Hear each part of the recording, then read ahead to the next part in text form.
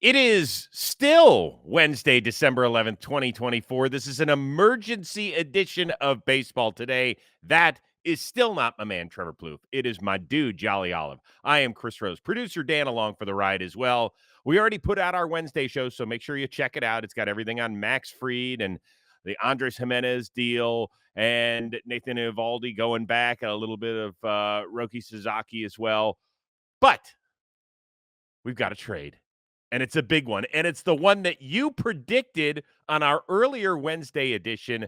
Garrett Crochet is changing his socks. He is getting traded from Chicago's South Side to Boston for 4 prospects: catcher Kyle Teal, outfielder Braden Montgomery. That's their last 2 first-round picks, I believe. Infielder Chase Meadroth, apologize for the mispronunciation, and right-hander Wickelman Gonzalez. Just your thoughts off the top of your head here. What do you think?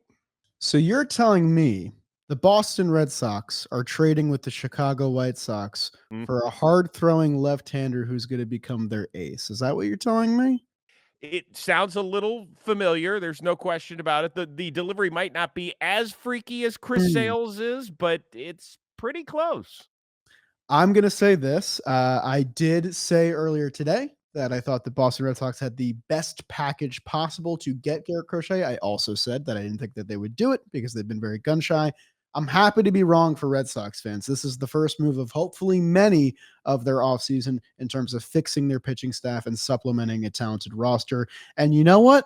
I know that you shouldn't gut react a lot with these trades because none of us really know anything, but I think the Red Sox did a terrific job of protecting themselves, because I think a lot of the mocks that I saw, including mocks that I drum up to my own brain, included the likes of Roman Anthony and Marcelo Mayer. Neither of those top 2 prospects in the Boston system are in this trade. There are some good players going back to Chicago, but I think this is a win-win for both sides because the White Sox are still getting a pretty decent package, probably better than, the offers that could have come from the New York Mets or other teams that were interested. And in the other vein, the Red Sox finally get a top-end level starting pitcher, one with tons of years of control, one who's young, one who showed great potential last year and could get even better. Yeah, so he's only 25 years old, and we hadn't known him as anything other than a really cool-looking bullpen arm until last season, right? He hadn't made a start until last year. So the good news is you are getting, hopefully, the best innings of his career ahead, right? He's already had one major arm surgery, so hopefully he's gotten that out of the way. The thing that's going against him is this: he's never pitched a meaningful start. I mean, you could say at the beginning of last year, the White Sox, we knew the White Sox were going to suck. Now he is joining pressure cooker Boston. I don't personally think that's going to be a bother. Some people say, well, I want a guy that's a little more battle tested from the starting role. I can understand that. I think it is totally worth the squeeze here. 100%. On top of that, when Boston made the trade for Chris Sale many moons ago, they gave up the number 1 prospect in baseball, Yohan Moncada. Yes. They also gave up their most highly touted pitching prospect, I believe, at the time, in Michael Kopech. Both guys have become good to solid major leaguers. They helped turn around Chicago. They helped make him a division champion and all that. I would say overall, you'd look at Moncada and you'd say, yeah, he's been decent. Kopech found his way to the back end of the bullpen and was a star for the Dodgers in helping them win the World Series. Chicago has got a lot of work to do, and you hope that 2 of these 4 pieces, particularly the one behind the plate in Kyle Teal, shakes out. Because if not, you're going to be kicking yourself. Yeah, I mean, this package is laden with former first-round picks, the biggest one being Kyle Teal, who was the number 4 prospect in Boston's system. A lot of people are excited about him. He's a catcher who's displayed the ability to hit and hit very, very well. He had an OPS north of 1,100 in college before he got drafted. He's been hitting well in AA and AAA. Looks like he could make his debut this year. And best of all, I think some of the questions surrounding when they acquired Edgar Quero from the Angels a deadline ago was Edgar Quero's defensive limitations. Those don't exist with Kyle Teal. He grades out with a very powerful arm. Looks to be a plus defensive backstop. So he looks to be a very well-rounded player. We'll see how he hits major league pitching. And then Montgomery fell in the draft last year for the Boston Red Sox to pick 14, but he was projected to go a lot higher before he got hurt. So he's a great value pick there. It'll be a little bit longer before he reaches major league tenure, but The White Sox are in no rush to get these guys up to the show. Like you said, they have a ton of work to do. And so do the Boston Red Sox, because this Mhm. isn't the end. What I followed up with after we had our Crochet discussion is that there's no reason why the Red Sox can't make the Crochet deal and still pursue Corbin Burns. That is still true. It's way more realistic now, and that's got to be exciting because whatever package or whatever deal you offered Max Fried yesterday, you can offer that and more to Corbin Burns. And I think that's more than fair to ask of the Red Sox front office. And suddenly you find yourself with a Burns, Crochet, Bayo, Cutter Crawford, Tanner Houck Mm. rotation. That becomes one of the best in the American League, in my opinion. So, like I said, work to be done, but this is a great start. And don't forget about our buddy Lucas Giolito, who, of course, is coming Right, back of course. from elbow surgery and will certainly provide some veteran leadership and some innings in that rotation moving forward. The other thing is that the team can get better because if you look at what they're paying guys, the only dudes they are paying in 2025 are Devers, who's making 29 and a half, Trevor Story, 22 and a half, Yoshida, who we keep hearing might be traded at 18.6. Um, Giolito, I think, is making 17 or 18, but that's pretty much it. You aren't paying Whitlock much. You're paying him 5.5. You're not paying Tanner Houck yet. You're not paying Jaron Duran yet. You're not paying Cutter Crawford. You're not paying Connor Wong. So you can make some moves. And I would say toward maybe the back end of the bullpen, I would, do you look at Tanner Scott? Why Something like not? that. Why Do you not? w do you wanna try and make one more trade and try and pry Devin Williams away from the Milwaukee Brewers, if that's it? I just think that Boston was too far behind good teams like New York and Baltimore. I just didn't feel like they were within half a lap of those teams. This is obviously gonna help, but you can't stop right here, in my opinion. Right. This, in my opinion, gets them past the Blue Jays. I had those two teams kind of in lockstep in terms of Yeah. like, we're in the wilderness. What are we doing? This puts them above, in my opinion. I don't think the Blue Jays have a pitcher with this much upside. But like you said, there's so much more that they can do. Garrett Crochet is going to earn $800,000 this year. That's a microscopic percentage of the Boston Red Sox payroll. And if it is bullpen, because it certainly doesn't need to be offense for this team, they have a pretty complete lineup right now, in my opinion. If it's Tanner Scott, great. If it's a trade and extension for Devin Williams, you certainly have the prospect capital to get that done. Mhm. If you just got a Crochet deal done as well. So the possibilities have opened up for the Boston Red Sox. We talked a little bit about how signing Max Fried opened up roads to take for the Yankees. Now you have roads to take for the Boston Red Sox. You've opened yourself up to a lot of possibilities. I still think the best road is investing a lot of that capital in Corbin Burns.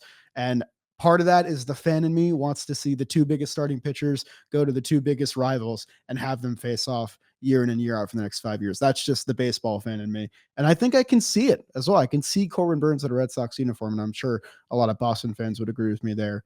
So a lot to love about this deal. We'll see with the workload concerns of Garrett Crochet. He hasn't really ever That's the pitched other the thing. full season. He has never pitched over 150 innings. 146 this past year was his highest of his career. But the upside is there, man. A 12.9 K per nine over 32 starts, 209 strikeouts in 146 innings at age 25. That is serious, serious stuff. And a lot of baseball players get better in their late 20s. More importantly about Crochet, remember there were those rumors that he was gonna be traded right around the All-Star break. He did not pitch more than 4 innings from July on. Right. So that's some weird stuff. That's something that he's gonna have to get past. Now, he's a big, strong kid. I think he should be fine. If they push him to 180 innings, I think he'll be okay this year. Hopefully he'll be healthy enough to have them in playoff contention and then go through October if that's where they're good enough. The question I've got is, would you rather go after Corbin Burns if you were Boston and pay the 200 plus $1 million? It's going to take, if Max Fried got 8 for 218, I think that Corbin Burns is getting at least that, if not a little bit more, maybe 230, 240, something like that. Or would you rather try and bring in an Alex Bregman type, move Devers, and trade Casas for something else? That's where you lost me. Right at the end is where you lost me. You cannot trade Tristan Casas, in my opinion. I think his upside is tremendous. I don't think we've seen the best of him I think you're trading him at a low value if you do this. He was hurt most of last year. With that being said, as long as you spend $200 million at least on someone, I don't think you're making a wrong move if you're the Boston Red Sox. You can strengthen their strength by bringing in Bregman with that green monster wall that I think would be a doubles machine for Bregman. He can solidify third base, and you can move Devers to first, plus a little bit of infield insurance because we know the injury concern with Trevor Story. That's still lingering over the Boston roster. And then conversely, like I said, Corbin Burns would be a fine move as well, a move that would take him away from the Baltimore Orioles, which, by the way, this should be a wake up call for the Baltimore Orioles. It's time to Yep. go. What are we doing? Even the Toronto Blue Jays are making trades, even if they're a little bit confusing. But the Mm. Orioles, besides Tyler O'Neill, have been dormant and they have so much to do. It looks like the Boston Red Sox, I feel, are poised to move into that top two AL East spot once again if the Orioles continue to just be stagnant. Yeah, the Orioles are befuddling to me. I don't get them, and by the way, Gary Sanchez would like a word with you. Oh, excuse me. They moved the wall in for him. Absolutely. Um, this is embarrassing. I have called for this for the last year plus. I wanted them to go get Carlos Rodon a few years ago. Sure. That didn't happen. I wanted them to make a trade for some big big name out there. I mean, Zach Eflin was a nice pickup for them during the year. He is not in the category of a Max Fried, a Corbin Burns, a Garrett Crochet. He's a good, solid pitcher that you throw out there in a playoff game to start, and you don't feel bad about it. I But he's mean, not. Rosie, you want to talk about teams that could have put together a Crochet package. The Absolutely. Baltimore Orioles easily could have put their best foot forward here, and they decided not. They weren't even rumored to be Yeah. involved in this. They are prospect hugging to the nth degree, and they're a team that needs to get going. So if you're Corbin Burns, I think you're calling two teams and his representatives.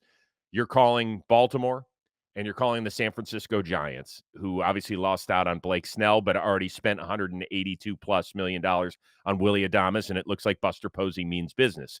And for Baltimore, the story is easy. You've got brand new ownership, a guy who is from Baltimore that loves this team, that will go out there and hang with the fans in left center field and stop spraying the thing and tell your front office it is okay to spend all this money. Because by the way, they haven't paid Gunner yet. They They haven't paid haven't anybody. paid Adley yet. They haven't paid Colton Cowser, who just had a great rookie year. Like the time is now. Let's go Not do now, something. then when? You know. I don't know. Well, while we're here, where do you think Bregman ends up? Because now there's rumors out there that the Yankees I are know, and really sniffing around. I'm shocked by that. I really am, and it seems credible. I forget who it came I from, saw but I saw Brian Hoke, I thought had it. yeah, which I that's a name I trust a lot. Yep. I don't know. I mean, maybe I am loving the intersection of Yankees, Red Sox, free agent and trade pursuits right now. It feels like they're all in on the exact same guys. It feels very reminiscent of old. Mhm. Um, I can't envision Bregman going to the Yankees, and I think a lot of Yankee fans here would agree, just in terms of even outside of the baggage and all that stuff. I just don't think he profiles as well in that stadium. There's always that weird left field stuff with him. Um, their infield defense with Jazz at third was actually pretty good last year in the second half. I know it's a little bit of an experiment, but they have a talented fielder there. And he just makes so much sense for the Red Sox. It gets you out of Devers at third base, which was such a defensive detriment. And if Trevor Story stays healthy, I still believe in that glove. And suddenly, the left side of your infield is not a weakness; it's a strength. Mhm. He was Cora's guy in Houston too, so my lean is definitely Red Sox if I'm picking between those two teams. All right. So you're okay with putting Devers as a what, 27-year-old DH? Just calling it a day, right? You made your bed. I mean, if you want to do a whole rigmarole, I would have given that money to Mookie Betts, but that's an Well, entire that's different. Yeah, that discussion's dead. We it's a don't have to. revisionist kind of discussion, but they had to give the money to one of them, and it ended up being Rafael Devers. And he's a great hitter. He could probably end up being the best power hitting left-handed hitter in the AL East next year. Um, but is he worth all that money? Will he profile well in the future? We'll see. Wow. So you're okay with a 20-something, $300 million designated hitter? If he hits 40 home runs and has it in a It doesn't thousand matter. OPS, doesn't matter to me. Okay. Interesting. So once again, the breaking news, Garrett Crochet changing the color of his socks from white to red. Boston strikes at the winter meetings. More fun to come. Once again, we are your one-stop shopping when it comes to breaking news. We don't have to be in Dallas to give you our opinions. Once again, it's not Statewide Media. It is John Boy Media. For our one-of-a-kind producer, Dan Rourke, and yes, he too is uber talented. That is Jolly Olive. I am Chris Rose. Stay tuned. Who knows when Baseball Today will be back? We'll see you later today.